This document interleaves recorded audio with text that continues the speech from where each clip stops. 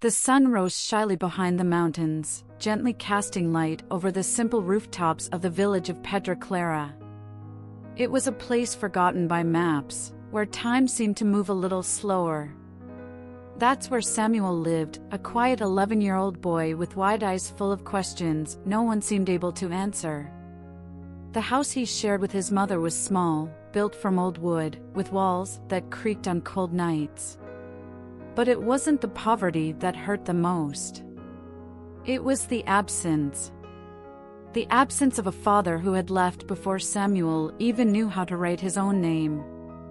The absence of his mother's health, as she spent her days bedridden, eyes weary, breath shallow. And most of all, the absence of answers. Ever since he was little, Samuel had heard that God listened to prayers. That he cared for every child with love. But no matter how many nights Samuel prayed, the sky seemed closed off, as if his words hit an invisible wall and fell back down onto his pillow. He would kneel beside his bed, press his hands together carefully, and always say the same words. "Lord, take care of my mom. Please don't let her die." Then he'd lie down in silence, waiting for something. A sign. A miracle. A feeling in his heart. But all that came was the sound of the wind slipping through the cracks in the walls, and his mother's faint moans in the middle of the night. At school, Samuel hardly spoke. Not because he didn't know what to say, but because he carried a weight on his shoulders that most kids couldn't imagine. While the other children talked about games and dreams, he thought about herbal teas that might ease his mother's pain, or how to gather more firewood to keep her room warm. But even so, there was something in him that no one could extinguish: hope. A quiet spark, barely visible, that lit up every time he looked at the starry sky. He believed. Not with the kind of faith full of answers, but with the pure kind only a child can truly have. There was a place Samuel loved to go whenever he needed to think, the edge of the stream behind the village. He'd sit there for hours, watching the water flow, listening to the rustling leaves, talking to God in silence, with his heart. It was in those moments that he'd wonder, does God hear me? Does he know what's going on here? Life's silence was harsh. But Samuel, even as small as he was, decided he wouldn't stop calling out. Even if no one answered, he would keep praying. Because deep down, he believed that God doesn't forget anyone. Not even a little boy hidden away in a forgotten village. Every night was the same. Samuel would gently push open the bedroom door, adjust the blanket over his mother, and sit beside her bed. She'd always whisper, her voice barely audible, "Today was a little better, my son." And he'd smile, even though he knew it wasn't true. After that, he'd walk over to the little corner where he kept his worn-out children's Bible, its pages tired from the hands that flipped through it daily. He didn't understand everything he read, but there were stories he held close to his heart like promises. The story of David facing Goliath, of Moses parting the sea, of Jesus healing the sick. If God did all that for them, why wouldn't he do the same for his mom? He'd kneel on the wooden floor, squeeze his eyes shut tight, and pray with simple words, but with all his heart. God, I know you're there. I know you can do anything. So please, heal my mom. I take care of her, but I'm just a kid. I need your help. Then he'd sit in silence for a few minutes, waiting for some kind of answer. A sound, a shift in the breeze, a warmth in his chest. Sometimes he thought he felt it. Other times, he felt nothing at all. But he never stopped believing. One day in class, the teacher talked about faith. She said faith was believing even when you can't see. Samuel raised his hand and asked, "But what if you believe for a long time and nothing changes? Is that still faith?" The room fell quiet. The teacher, with tears in her eyes, answered softly, "Maybe that's the most beautiful kind of faith there is." Samuel never forgot that answer. He started to understand that faith wasn't a trade. It wasn't praying today and receiving tomorrow. It was trusting, even when everything said not to. And that's what he did. Day after day. Night after night. When his mom coughed and he didn't know what to do, he prayed. When the food ran out and he stared at empty shelves, he prayed. When the loneliness crept in and fear showed up without warning, he prayed. His faith didn't come from big miracles, but from little moments. Like the neighbor who showed up with a plate of food on the exact day there was nothing left in the pot. Or the woman from church who gave them a blanket on the coldest night of the year. Samuel saw God in those things, small answers to his silent cries. And even when the answers didn't come, he never stopped praying.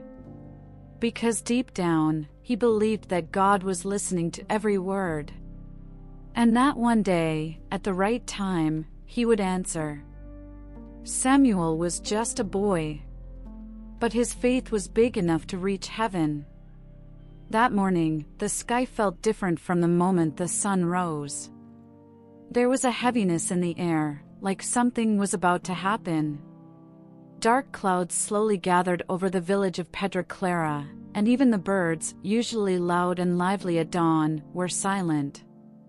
Samuel woke up with a tightness in his chest. He looked out the window and felt the wind colder than usual. He went to his mother's room and saw her sleeping deeply, but her face was paler, her breathing weaker. He touched her forehead and realized the fever had come back. With the little flour that was left, he made a thin porridge and fed her in small spoonfuls. Then he gently covered her, just like he did every day. But that strange feeling wouldn't go away. It was like something was being announced, and he just couldn't tell what. By afternoon, the sky had gone completely dark. The villagers began locking their doors. The wind howled through the trees, and the first drops fell like the sky itself was weeping. Soon, the rain came down hard. Lightning tore through the clouds, and thunder shook the house. Samuel tried to stay calm. He grabbed bowls to catch the leaks growing in the roof. He laid towels around the corners of the house, trying to keep the water out. But nothing seemed to work. With each passing minute, the storm grew worse, and so did the fear inside him. Suddenly, there was a sharp crack. For a second, it felt like his heart stopped. He ran to the back of the house and saw that one of the walls had collapsed. The old, damp wood had finally given in. Rain now poured in freely. He rushed to his mother and tried to move the bed away from the broken wall. But she was too weak to even open her eyes. Desperate, he ran out the back door and into the forest where he often went to clear his head. The rain stung his face like needles. Mud clung to his feet, and the cold cut through him like glass. But he didn't stop. He ran deep among the trees and dropped to his knees in the mud, eyes full of tears.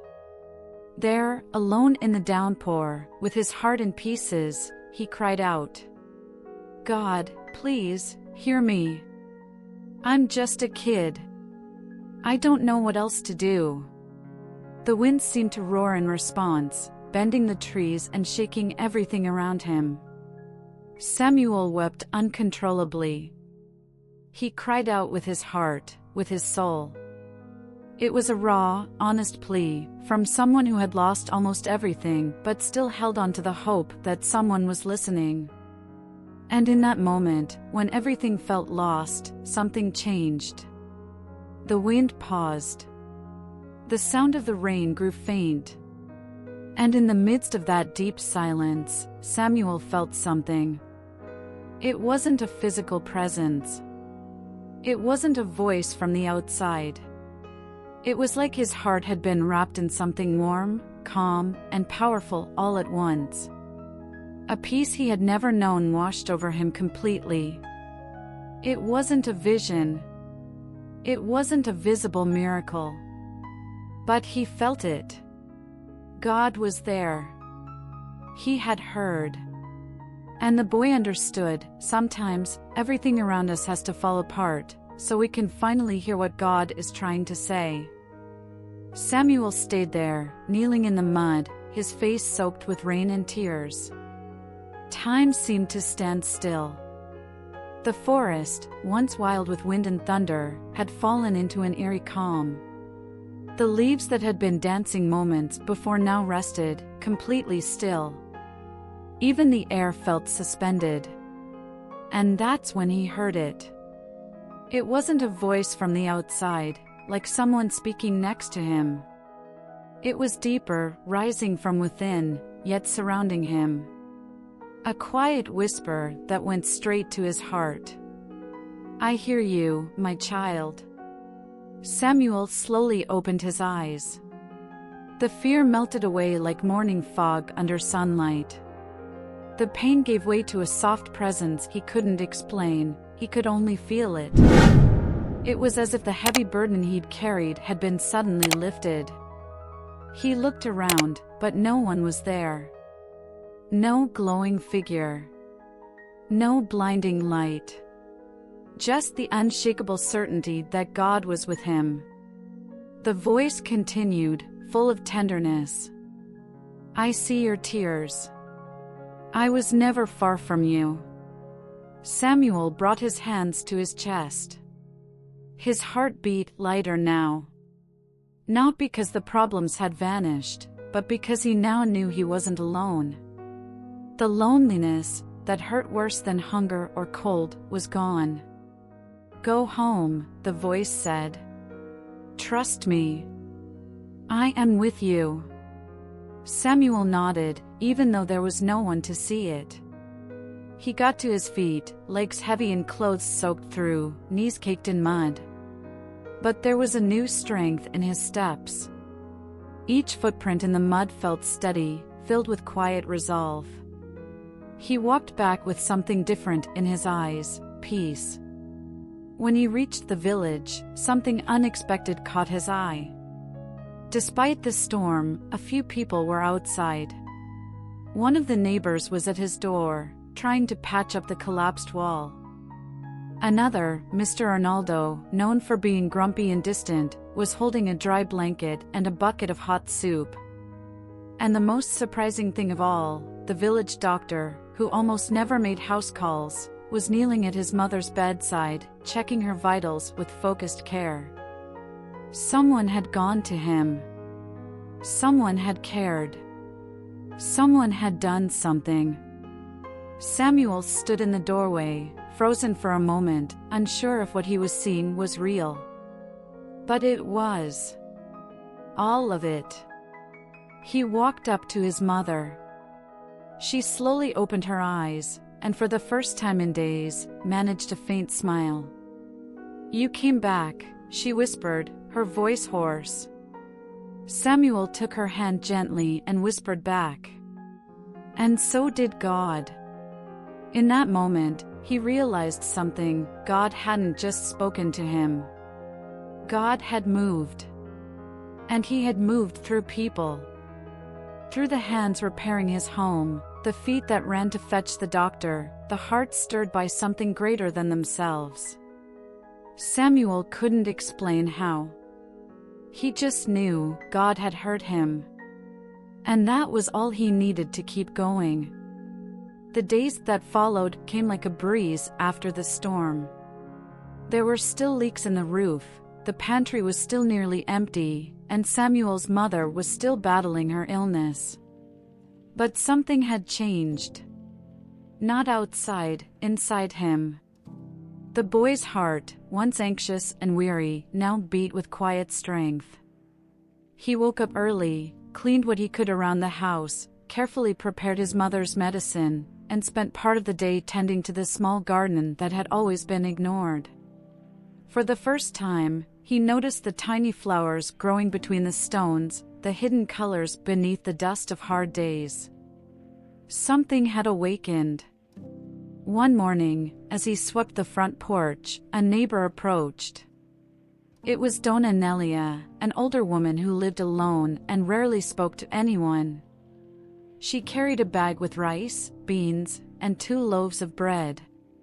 Samuel didn't know what to say. The woman gave a soft smile and said, "Last night, I dreamed about your mother, and God touched my heart. I woke up knowing I had to come here today." Samuel accepted the gift with tear-filled eyes. After that day, things like that started happening more often. A young man from church showed up offering to help fix the roof. A woman from a nearby town donated leftover medicine from her husband's treatment. Kids started showing up in the afternoons, asking Samuel to tell them Bible stories. And that's when he understood God's answer wasn't just a voice in the forest. It had been a calling. God was saying, "Now it's your turn, Samuel. The faith you've built in silence needs to be shared." So he began. On his porch, he gathered the village children. He read passages from the Bible and shared what he felt when he prayed. He spoke about the voice he'd heard in the woods, and how, even without understanding everything, he chose to trust. The children listened intently, some with wide eyes, others smiling quietly. The adults, who at first only watched from a distance, began to draw closer too. And when they saw that thin, soft-spoken boy with shining eyes speak so firmly about a God who hears every cry, many couldn't hold back their tears. He didn't use fancy words, and he didn't promise miracles. He just told them what he had lived. God heard me when I thought no one else could. And if he heard me, a boy from a forgotten village, then he hears you too. And that's how Samuel came to be known as the boy who spoke with God. But he always corrected them. I wasn't the one who spoke with God. God was the one who answered me. And now, he's calling me to tell that to others who need to hear it. The calling Samuel received wasn't to be great in the eyes of men. It was to be light in places that had grown used to the dark. And he accepted that calling with the same quiet humility he had when kneeling on the floor each night in prayer. Because those who've been heard by God know the greatest answer of all is to become a voice of hope for someone else's heart. Time passed with slow but steady steps. The rainy season gave way to the gentle warmth of morning sun, and the village of Pedra Clara began to bloom, just like Samuel's soul. But what was blossoming inside him was even more beautiful than anything growing outside. The once frail boy who used to walk with his head down now moved through the village, with steady eyes and an open heart. Not because his problems had vanished, but because he had discovered something the world couldn't take away: purpose. He woke up before the sun, spent quiet time in prayer, and started his day in service. He cared for his mother, who was slowly gaining color in her cheeks and strength in her voice. He planted vegetables in the backyard, and before long, those plants became food not just for his home, but for neighbors in need. But more than anything, he listened. He began to sit with lonely elders, with tired mothers, and even restless teenagers. And he listened, with patience, with presence, with the kind of attention that heals without needing words. Sometimes, after hearing their stories, he would simply ask, "Can we pray together?" People who once kept their distance began to draw near. Not because of what Samuel had, but because of what he carried. A quiet calm that comforted. A faith that didn't judge. A hope that didn't flinch in the face of life's hardships. One day, an old man from the village named Batista came up to him and said, "You're different, boy. You have peace in your eyes." Samuel just smiled. Because he knew that peace didn't come from him. It was God, living in him, working through his hands, his listening, his willingness to serve. He began organizing small gatherings on Sundays. In a clearing near the stream, where he had once cried out in the storm, people came together to sing, hear the word, and share their pain. There were no microphones, no stages, no ceremony. Just shared faith. Children, teens, adults, and elders sat on the grass and listened to Samuel speak about the God who hears. He spoke simply, but with a quiet authority that didn't come from age, but from intimacy with the one who had met him in his darkest night. There, in that patch of humble ground, many began to pray again. Many began to believe again. Many began to hope again. Samuel, the boy God had heard, had become the vessel through which others were heard too. And he understood, his story wasn't just about pain, prayer, and an answer. It was about transformation. Because when God answers, He doesn't just change the situation. He changes who we are. And Samuel had been changed. From pain, compassion was born. From silence, came a voice. From loneliness, a ministry took root. All of it, because one day, he believed that God would hear his cry. The months passed quietly, like the calm waters of the stream where Samuel had so often prayed. With each new sunrise, something in his life was renewed. The village, once marked by neglect and the dryness of forgotten faith, now carried a new kind of light. But the greatest miracle was still to come, and it didn't arrive in grand fashion. It came slowly, gently, like all things that come from heaven. Samuel's mother, who had spent so long suspended between life and weakness, began to show signs of improvement. At first, they were small. She slept better, ate with more appetite, smiled more often. Then she began sitting up in bed on her own, speaking with more energy, even talking about dreams she once believed were lost. One afternoon, after returning from the small community garden he tended with other villagers, Samuel opened the front door and froze. His mother was standing, leaning on a chair, cooking dinner. The smell of garlic sizzling in oil was simple, but to him, it smelled like life. She looked at him, eyes brimming with tears, and said, "Today I wanted to surprise you. God gave me strength." He walked toward her slowly and wrapped her in a hug full of every ounce of love in his heart. They stayed there, in silence, held by something bigger than words. The miracle had started months before, in the small things. And now it was blooming right before the eyes of someone who had never stopped believing. There were no world-famous doctors, no cutting-edge treatments. There was care. There was help. There was prayer. There was faith. The village doctor, who had been carefully monitoring her case, said, "She still needs rest, but something's changed. It's like her body is healing from the inside out, like something greater is holding her together." Samuel knew exactly what it was. It was God. Not the distant God from books, but the near and present one, the God who heard a boy's cry and moved at just the right time. Word of her recovery spread through the village like wildfire. And everyone knew this wasn't just healing, it was a testimony. People who had never prayed began to kneel at night. Others, who had carried anger toward God for the losses in their lives, started to open their hearts again. All because one boy had chosen not to stop crying out. And the most beautiful part? Even with the miracle unfolding, Samuel didn't change. He remained simple, calm, steady. He kept tending the garden, visiting neighbors, teaching the children. Because he knew the greatest miracle wasn't the healing itself, it was the faith that had endured while the healing hadn't yet come. The miracle arrived. But it didn't come to prove anything. It came to complete what had already been planted.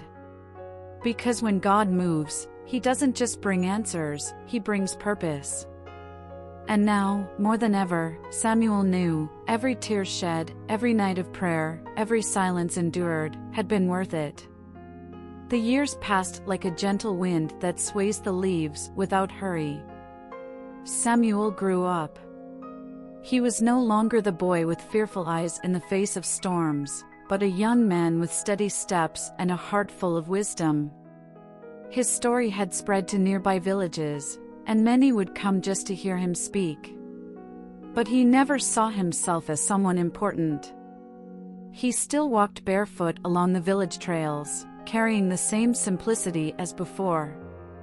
He cared for his mother, who now did sewing work for others and sang hymns at sunrise. He cared for the people, for the land, for the stories. And above all, he cared for his faith. One afternoon, after a prayer gathering, a little girl named Elisa, just 8 years old, sat beside him. She looked at Samuel with eyes full of wonder and asked, "Do you still hear God speak?" He looked at her with tenderness and answered softly, "Yes, I do. But now, in a different way." She frowned, curious. So he continued, "When I was a boy, I thought God only spoke through voices from the sky. But now, I hear Him in the simple things. When someone offers help without expecting anything back.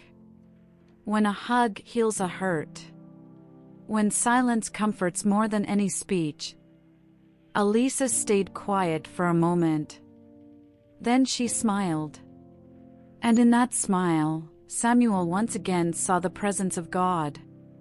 He began teaching that God doesn't always speak the way we expect. Sometimes He speaks through time, through little details, through the people around us. Other times, He speaks from within, like a quiet certainty we can't explain. At one of the gatherings by the stream, Samuel said, "You may have never heard God's voice with your ears. But if you've ever been touched by a peace that didn't come from you, then yes, God has spoken to you." People listened to those words and wiped away quiet tears. Because all of them, at some point, had felt that peace, the one that comes when everything else seems lost. Samuel began to teach that more important than hearing was learning to be the voice of God in someone else's life. If you've ever been cared for, care for others.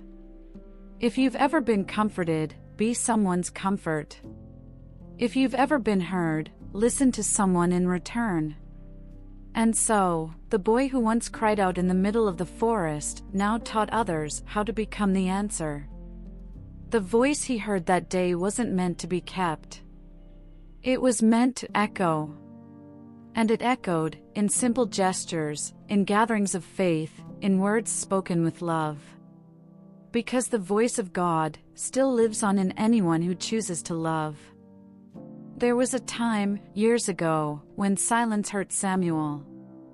When he'd prayed and heard nothing in return, his heart grew restless, like God was distant, absent, too busy to listen to a simple boy from a forgotten village. But now, after everything he'd lived through, Samuel saw silence differently. He had learned that God's silence isn't abandonment. More often, it's sacred ground where faith is strengthened. It's in the silence that roots grow deeper, that the soul matures, that the heart learns to trust without seeing.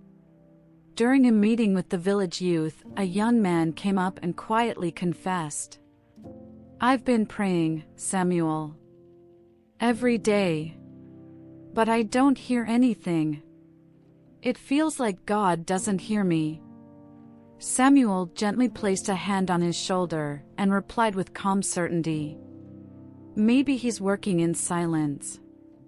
Sometimes, God is building something inside of us before He moves around us. He shared how, on the days when he felt the most alone, when everything seemed to be falling apart, those were often the moments when God was most present. Not through loud signs, but through presence. A quiet presence that revealed itself in ways only time could reveal. The garden Samuel helped tend was the perfect example. Every seed had to spend time hidden in the soil before showing even a hint of green. It was in the dark that it grew strong. It was in silence that it prepared to rise. God works the same way. Samuel would say, "A silent heaven doesn't mean God is far." Sometimes, the silence is there, so you can learn to hear yourself, to grow stronger, to trust even without guarantees. He had learned that the miracle begins long before it's visible. It begins when we don't give up on praying, even when there's no reply. When we choose to believe even without signs. And then, when we least expect it, God moves. Like someone who's been preparing everything from the start. God doesn't have to speak all the time to be present. He's like the sun on cloudy days. Even when we don't see Him, He's there, shining, warming, sustaining. Looking back, Samuel could see it all clearly. The day the wall collapsed. The night he cried out in the forest. The months where nothing seemed to change. All of it was part of something greater. God had been working the entire time. Silently. Deeply. Lovingly. And that's why he told everyone he met. If God is silent right now, don't give up. Because when He works in silence, it's because He's building something you just can't see yet. God listens. He always has. And He's still speaking, not just through audible voices or grand signs, but in every act of love, every word of comfort, every answer that arrives at just the right time. If it feels like you've been speaking to the sky and all you get is silence, remember this: God heard Samuel. He heard the cry of a forgotten boy in a forest, in a village left off the map. And He hears you too. Maybe the answer won't come the way you expect. Maybe it won't come when you want it. But it will come. Because God never turns away from a sincere heart. And when He answers, life is never the same. This story reminds us that even in our hardest moments, God hears our cries. Sometimes He answers with miracles. Other times, He responds through the little things. But always, He answers with love. So, how can faith help you today? If you're waiting for an answer, maybe this is the moment to trust, one more time. If this message spoke to your heart, give it a like and share it with someone who needs to hear it. Don't forget to subscribe so you won't miss the next stories, and so this message can reach even more people. And never forget, God is still speaking to those who believe. See you in the next video.